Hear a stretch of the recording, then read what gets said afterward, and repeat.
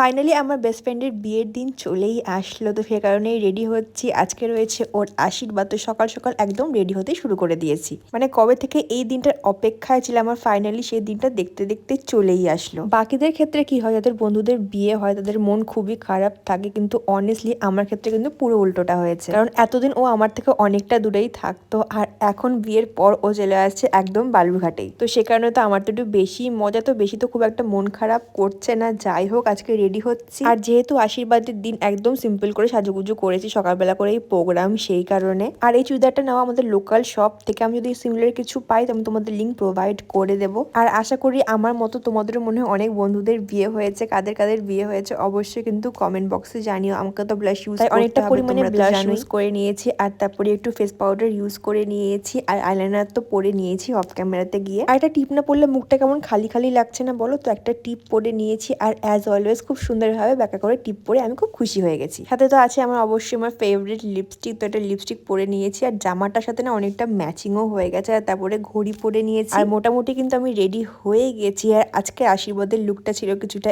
এরকম। তোমাদের কেমন লাগলো অবশ্যই কিন্তু কমেন্টে বলো।